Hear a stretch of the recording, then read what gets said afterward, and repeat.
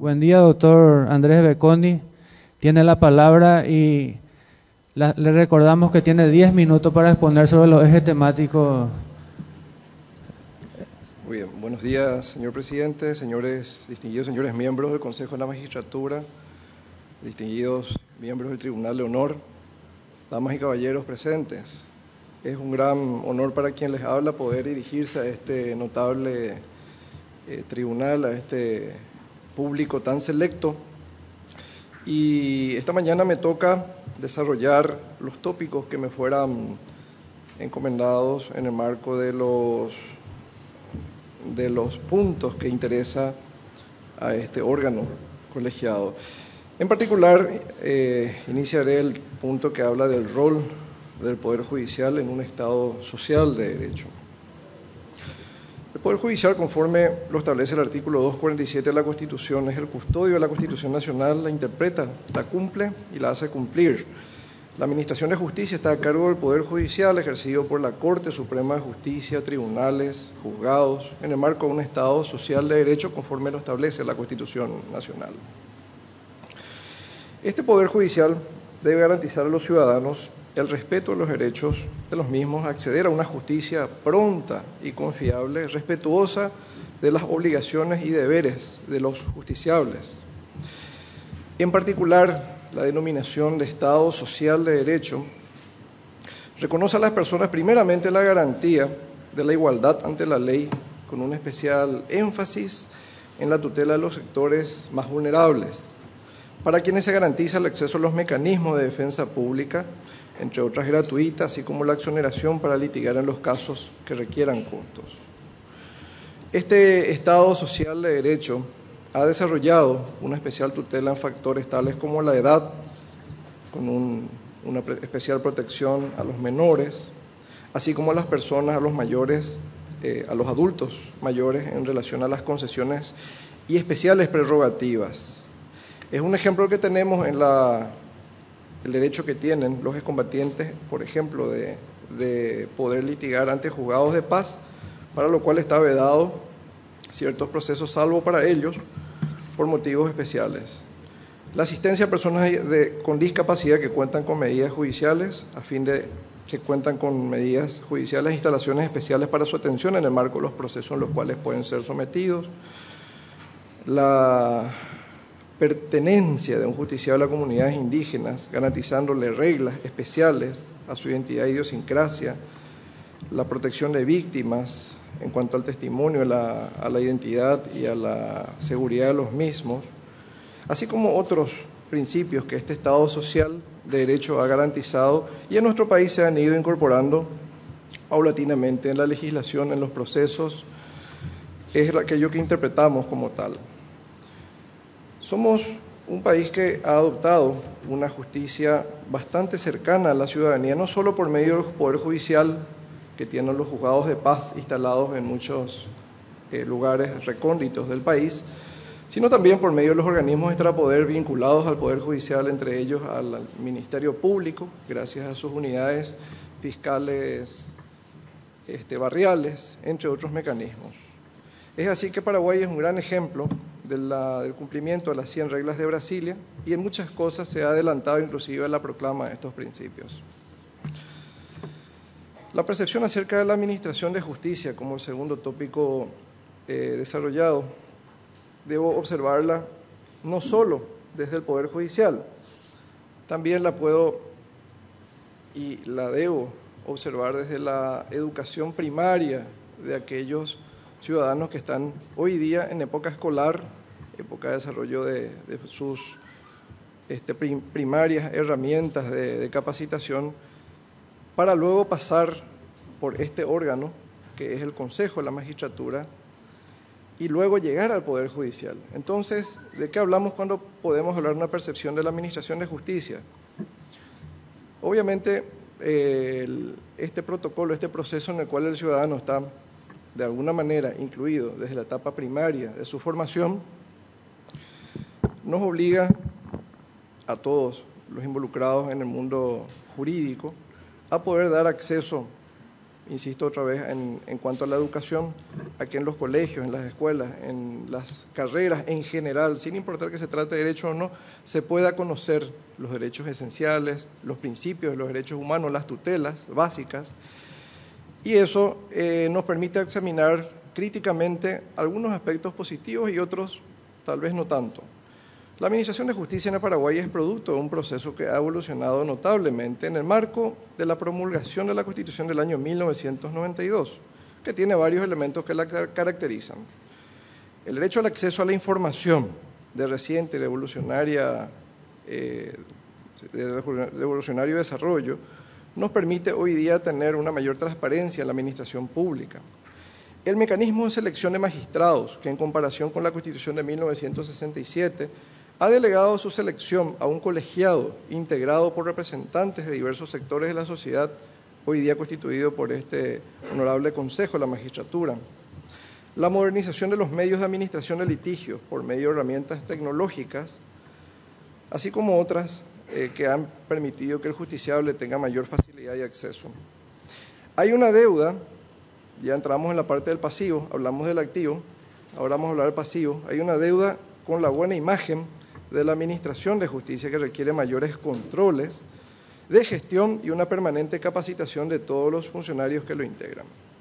Asimismo, se requiere con urgencia asumir posturas y tomar medidas, las cuales desarrollaré más adelante. Como tercer punto, la independencia del Poder Judicial y su autarquía. En ello podemos observar el artículo 249 de la Constitución, que establece que el Poder Judicial goza de autarquía presupuestaria. Señala además que en el presupuesto general de la Nación se le asignará una cantidad no inferior al 3% del presupuesto de la Administración Central. Ahora bien, tenemos que comprender, tenemos que dimensionar que las condiciones de ejecución presupuestaria histórica son interpretadas y ejecutadas en las etapas pertinentes por el Congreso Nacional y el Poder Ejecutivo a través del Ministerio de Hacienda, requiriéndose un tratamiento constitucional y legal más cuidadoso, que deberá ser objeto de negociación oportunamente.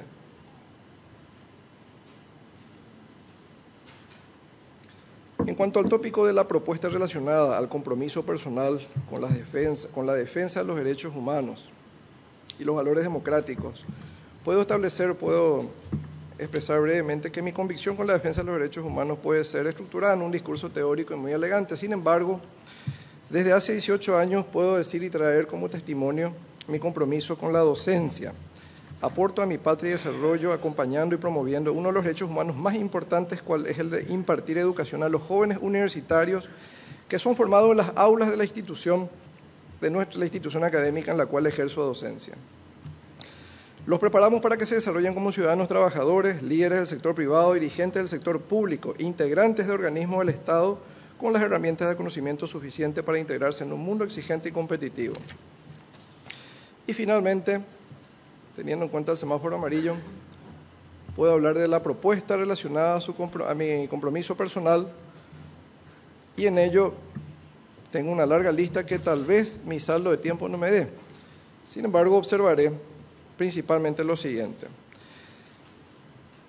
Vengo del sector privado y como principal objetivo tengo la dignificación de los colegas abogados que deben ser tratados como magistrados, siendo ellos no solo auxiliares de la justicia, sino que constituyen el alma del Poder Judicial, facilitando el acceso a los justiciables, colaborando con su leal ejercicio profesional a una buena gestión de los jueces y demás funcionarios del Poder Judicial, y sobre todo facilitando la estricta aplicación de la ley.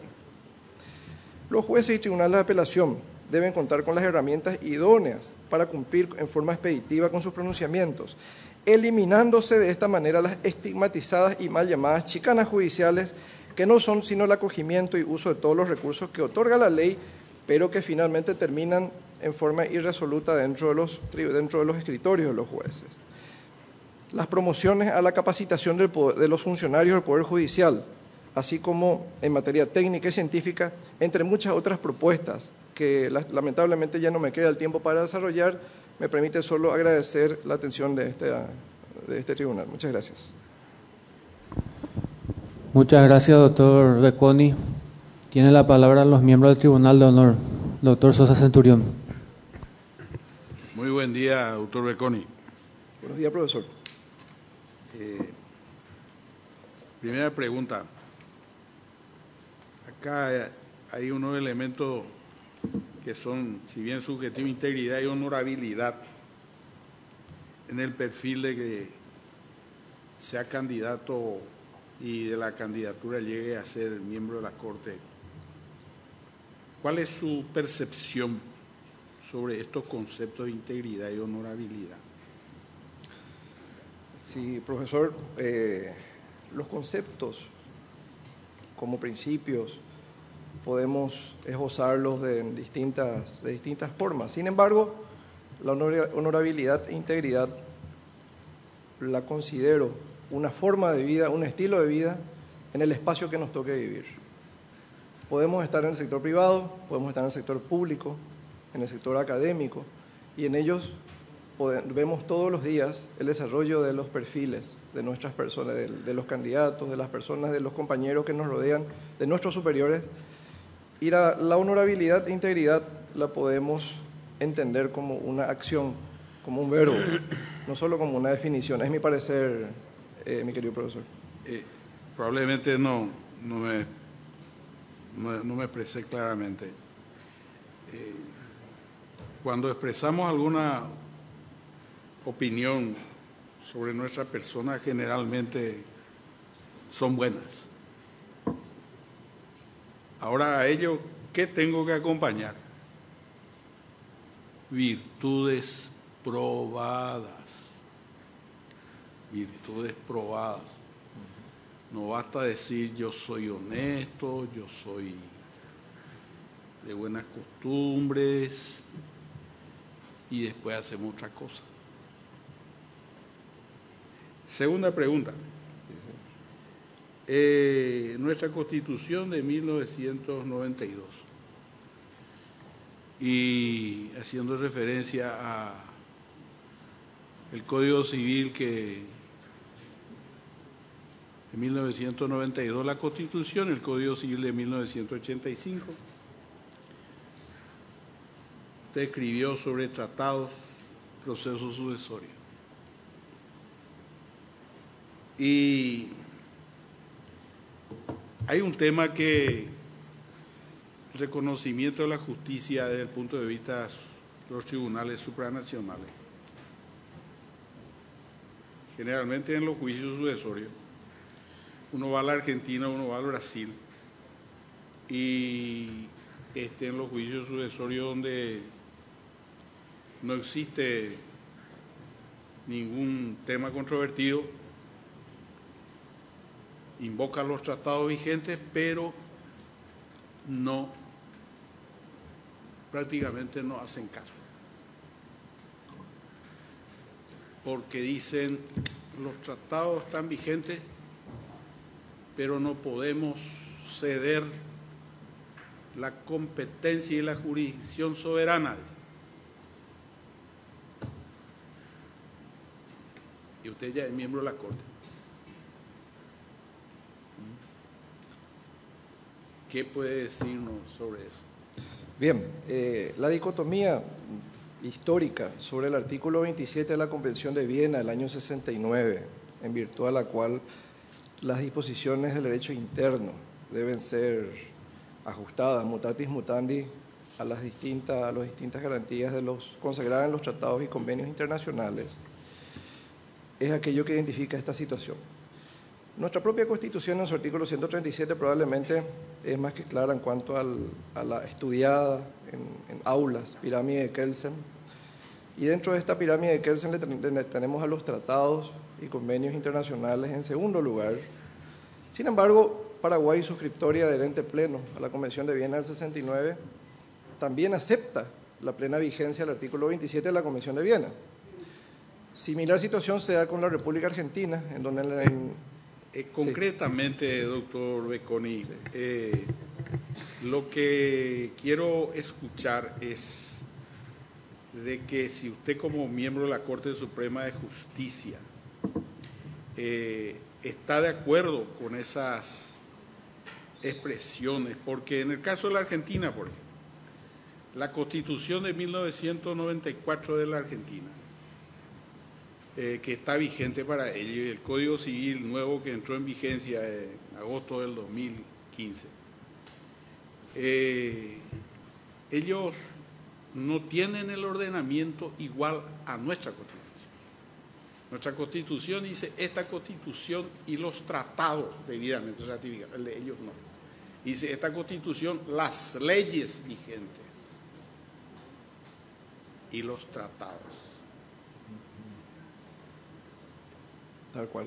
Sobre el punto, profesor, y ahí le redondeo la idea introducida, la República Argentina, perdón. No, lo que yo quiero es que usted me diga si por función a los tratados se cede o no la jurisdicción, la competencia como expresión soberana. Bueno, la soberanía es irrenunciable, la soberanía es un factor. Gracias. Gracias, profesor. Muchas gracias, doctor. Tiene la palabra la doctora Calvo. Doctor, actualmente tenemos una ley nueva en relación a justicia letrada que pasa a ser primera instancia y la justicia de paz tiene una serie de intervenciones ahora que no las tenía antes, así como también justicia letrada al ser de primera instancia tiene otras funciones. ¿Usted podría decirme si eso resultaría beneficioso o no para el justiciable? Muchas gracias, doctora. La opinión que puedo desarrollar es un poco que en el sector privado la eficiencia es todo y en el sector público debiéramos tener los mismos preceptos. Creo que el Poder Judicial está dando un paso importante de eficiencia, desarrollando tareas hoy día que podrían haberse hace muchos años sido desarrolladas por los juzgados de paz. La delegación que todavía un poco está siendo cuestionada, tal vez un poco criticada por ciertos factores referentes a la posesión y dominio de inmuebles y otros elementos que hacen a esta nueva normativa, creo que van a ser superados, puesto que lo más importante es dar el paso. Estoy plenamente de acuerdo con que los jueces de paz tengan esas competencias y que podamos seguir sumando en cantidad y calidad de magistrados a los jueces de justicia letrada que puedan integrar las competencias nuevas que les son asignadas. Gracias. Y en cuanto a los expedientes electrónicos, doctor, ¿qué piensa usted? ¿Aceleraría el proceso o no? Bueno, ¿O tropezaríamos con muchos problemas? Distinguida doctora, usted sabrá que quien le habla desde muchos años atrás, desde el lugar que me toca participar, interactuar en nuestra sociedad, he sido un promotor y defensor de la tecnología y el desarrollo de las herramientas modernas.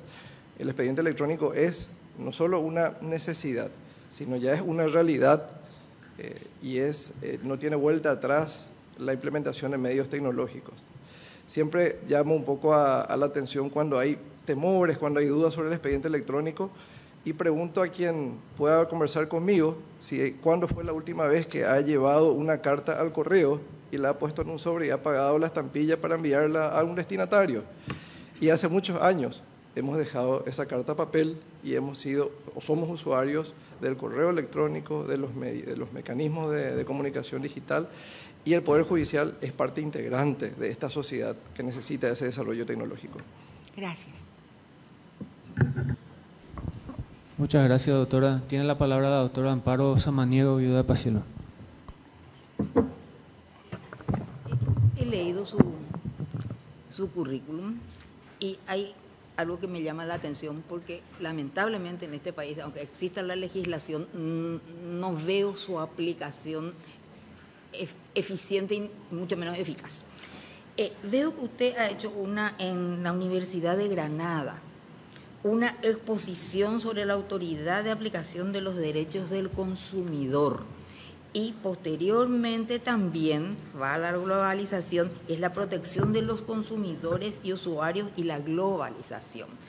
Si bien desde la Corte no es mucho lo que usted podría hacer, me interesaría conocer sus ideas sobre el particular y ver en qué medida podemos ayudar a un organismo que tiene a su cargo la defensa de la organización, pero que no tiene ni el presupuesto, ni el personal, ni la estructura, ni nada de lo que necesita. ¿Cómo podemos potenciar una cosa tan necesaria tan necesaria, porque hasta ese último que se va a comprar una banana, muchas veces se ve expuesto en el supermercado a que se ataquen sus derechos al consumidor. El letrero dice 1.800 y en la caja es 2.800. Y lamentablemente no tenemos sobre todo conciencia de que tenemos que reclamar nuestros derechos y no plaguearnos. Nosotros salimos de la caja plagueando porque nos cobraron de más, pero nos reclamamos en el momento. ¿Cómo podría usted, dar su especialidad, porque este no es un tema que maneja cualquiera, dar su especialidad, ayudar, no con sus fallos en la corte solamente, sino directamente ayudar a formar un grupo que difunda y que haga posible un mayor conocimiento de estos temas? Muchas gracias, doctora. La Ley de Defensa del Consumidor y el Usuario en nuestro país ha sido promulgada a finales de los 90 y se ha ido desarrollando, y hasta hace muy poco tiempo, y me ha tocado hace un par de semanas participar en una audiencia pública en este distinguido órgano en el Congreso, en el marco de modificaciones que aún se vienen realizando en procura de, obviamente, de la mejor y mayor defensa del consumidor, que es la parte más débil en los contratos. Como bien usted señala, soy profesor de Derecho Mercantil y en ese marco, si bien es cierto, la defensa del consumidor es un capítulo extraordinariamente importante, porque en un mercado el consumidor es el principal actor, es quien le da vida y vitalidad a ese mercado. Nuestra cultura de reclamos y de reclamaciones a las autoridades ha ido evolucionando, pasando de defensores del consumidor instalados en municipios hasta la consagración de hoy día nada menos que una secretaría con rango de ministerio, que es la SEDECO. Esta secretaría está trabajando, esforzándose por llevar adelante un proceso, como todo lo que desarrollamos en un país como el nuestro, un país joven, con mucha energía, con un crecimiento económico, con un crecimiento social extraordinario, y ese escenario nos toca desde el Poder Judicial.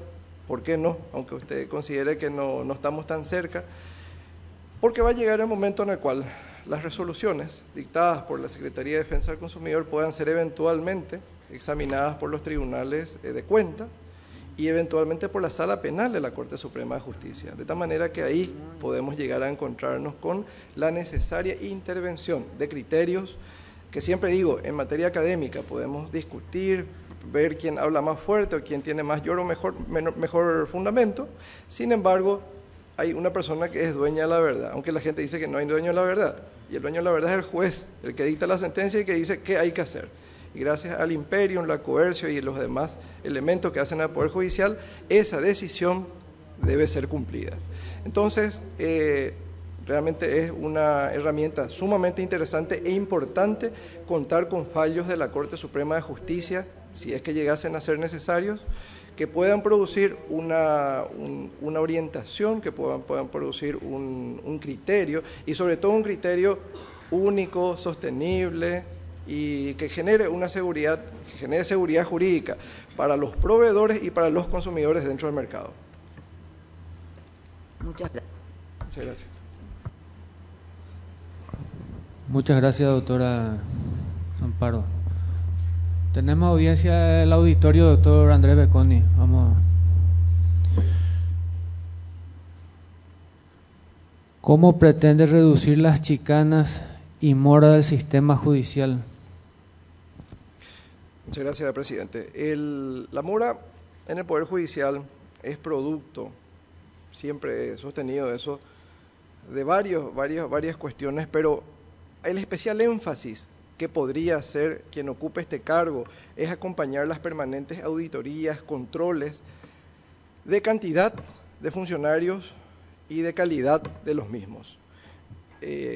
Traigo a colación nuevamente que en el sector privado la competencia o la competitividad es el principal elemento, y allí nos caracterizamos dentro de este mercado de consumo en tener competitividad, calidad y buen precio.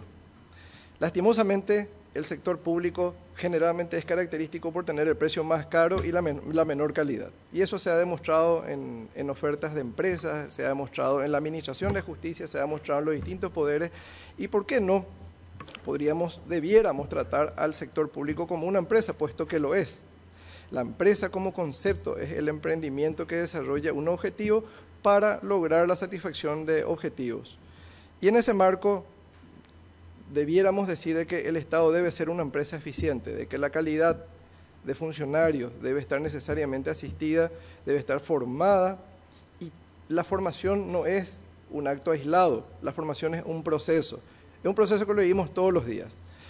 Y muchas veces en el marco universitario, algunos docentes podemos creer de que el docente, o los estudiantes, digamos, pueden creer que el docente ya lo sabe todo, y al contrario, es el docente el principal estudiante y estudioso que todos los días debe ir descubriendo y debe ir matando su ignorancia y descubriendo cosas nuevas. Muchas gracias, doctor. La siguiente pregunta, auditorio. ¿Cómo pretende combatir la corrupción generalizada y nepotismo que encabezan los propios ministros de la Corte actuales? Bueno, la corrupción como género podríamos tratarla de lo más pequeño a lo más grande. El elemento que nos caracteriza o que podría caracterizar al desarrollo de este cargo es la influencia que puede tener sobre los funcionarios en los cuales va a trabajar. El Poder Judicial tiene como la máxima autoridad a la Corte Suprema de Justicia, y los 9 ministros de Corte tienen divididas sus tareas. Tienen tareas de superintendencia regionales, tareas administrativas, que durante este proceso de modificación de legislación probablemente las tareas administrativas van a ir siendo un poco separadas de ellos. Sin embargo, las tareas de competencias de control del desarrollo del funcionariado todavía le cabe y siempre va a estar en manos de ellos. Y eso nos permite apuntar a que haya educación permanente desde las bases, los funcionarios de medio rango y los funcionarios de más alto rango. Sostengo, y siempre lo voy a hacer, de que la falta de educación o la educación deficitaria en materia económica, financiera, hace que muchos funcionarios caigan en actos de corrupción, hasta diríamos, sería mal llamar por razones de necesidad.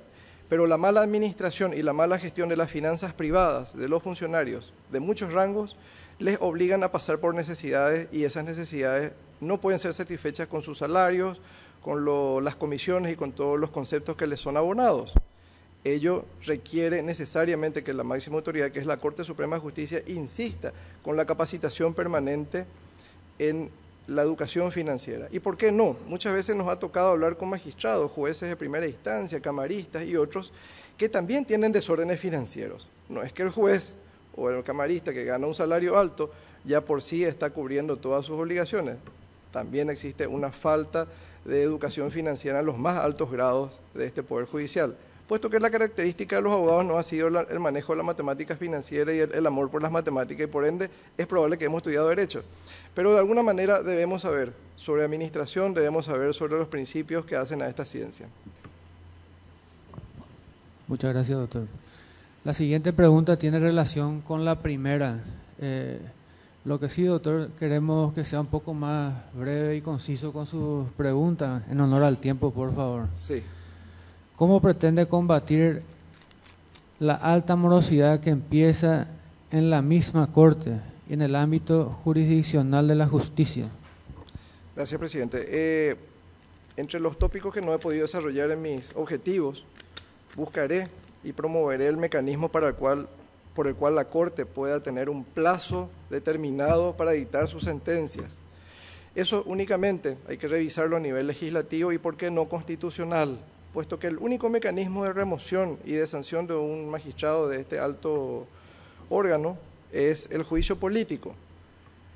Ahora bien, si le damos oportunidad a los jueces para que tengan hasta tantas denuncias o hasta tantas situaciones de morosidad que lo puedan llevar luego al ámbito de la denuncia ante el jurado de enjuiciamiento de magistrados, creeríamos que a un ministro de Corte habría que darle el mismo tratamiento y darle tal vez 1 o 2 oportunidades de equivocarse y caer en mora, y no destituirlo por una sola moratoria.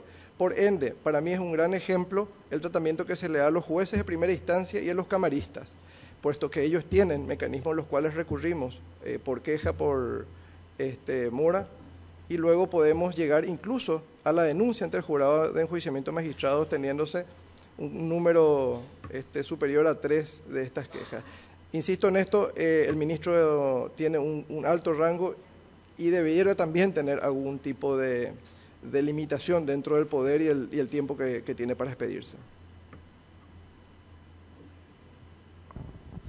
Gracias, doctor. La siguiente pregunta también del auditorio. Si tiene conocimiento y si considera que debe mantenerse la dependencia de facilitadores judiciales, teniendo en cuenta que para la percepción ciudadana es un antro de planillerismo y ubicación de operadores políticos, que desangra institucionalmente las arcas del Poder Judicial. Bueno, la tendencia a la creación en los estados miembros de la OEA, que es la que promueve la inclusión del cargo de facilitadores judiciales en los países miembros, ha tenido orígenes loables. Sin embargo, como cualquier órgano, si es que no tiene la mejor orientación y la mejor predisposición y no tiene funcionarios principalmente comprometidos, éticamente formados, va a ser, y es lo que está haciendo, probablemente va a ser objeto de críticas. Sin embargo, las tendencias a nivel mundial son las de la utilización de medios alternativos de resolución de conflictos. La negociación, la mediación, el arbitraje son partes integrantes de planes macro en el mejoramiento de la administración de justicia de los países, y en particular la UNCITRAL en su grupo de trabajo número 3 o número 4 en el marco de las Naciones Unidas está desarrollando desde hace más de 20 años la instalación de modelos alternativos de resolución de conflictos a nivel internacional. Uno de ellos, resultado, es el Paraguay, en el cual en el año 2000 hemos incorporado la ley de arbitraje, ley modelo UNCITRAL, que hoy nos pone a la vanguardia de más de 200 países que la tienen como tal. Muchas gracias, doctor. La siguiente pregunta de auditorio. Consulta. Del 1 al 10, ¿con cuánto calificaría usted la gestión de la actual Corte Suprema de Justicia? La actual Corte Suprema de Justicia tiene un proceso que ha venido desarrollando en los últimos años de democracia en la República del Paraguay. Mal podríamos darle una calificación subjetiva, sin embargo, podemos hablar de la percepción social. Y la percepción social no es la mejor de todas en cuanto a estos elementos que venimos hablando en esta exposición, entre ellos la moratoria, la crítica por corrupción de sus funcionarios, la crítica por denuncias permanentes. Por ende, si hoy podemos calificar a un grupo de personas que ocupa un alto cargo y que de alguna manera viene dando su tiempo, su energía y sus conocimientos a una sociedad que necesita la mejor de las administraciones de justicia, podemos decir que ella merece consideraciones especiales, merece tener un respeto hacia la carrera judicial de varios de sus miembros. Hablamos de magistrados que tienen 20 y tal vez 30 años de desarrollo de su magistratura. Hablamos de personas que con sus luces y sombras están desarrollando una tarea que no es fácil. Así es que la opinión que tengo es que amerita un análisis muy minucioso de todos los elementos que hacen a esta calificación. Muchas gracias, doctor. Tiene la palabra los miembros del Consejo de la Magistratura. El diputado nacional Roberto González.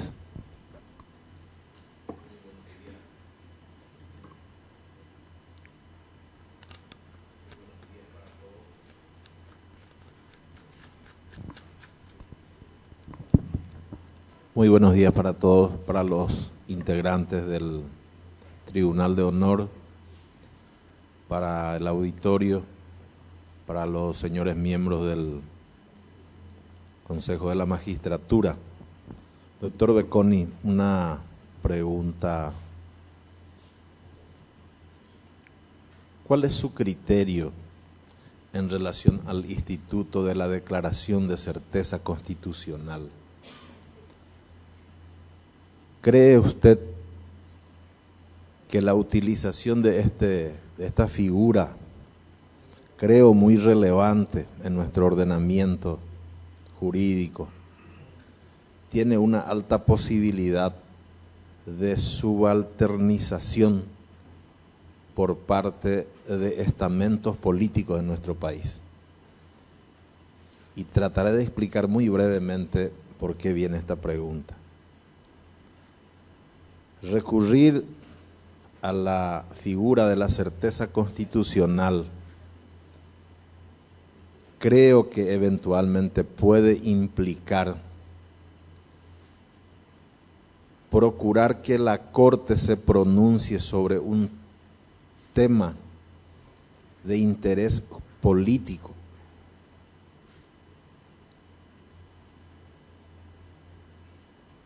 Y a través de esa declaración eventualmente, inclusive hacer que la Corte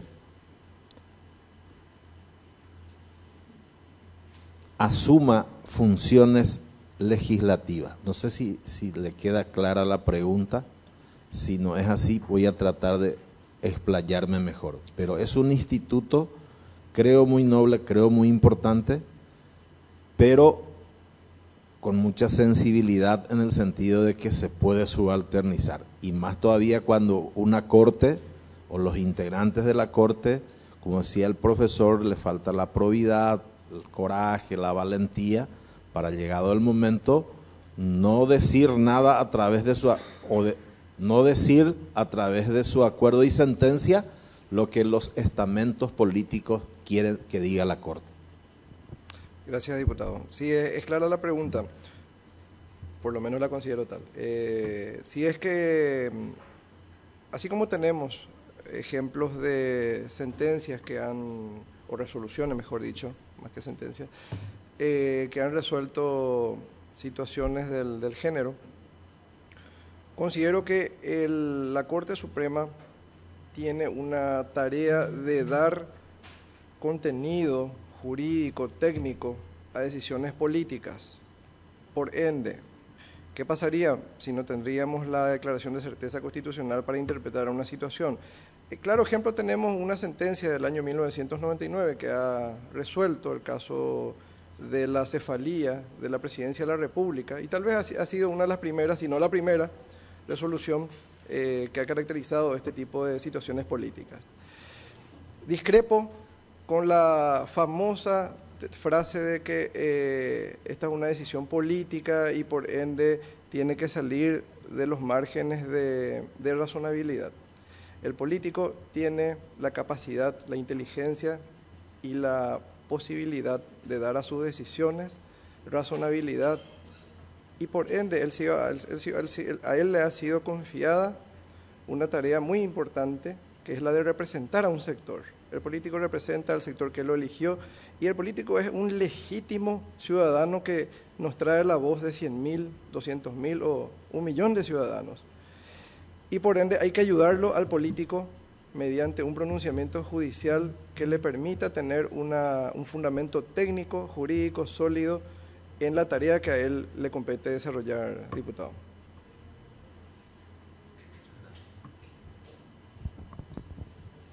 Muchas gracias, diputado. Doctor Becconi, damos por terminada su exposición. Agradecemos su participación. Muchas gracias, presidente. Muchas gracias a todos.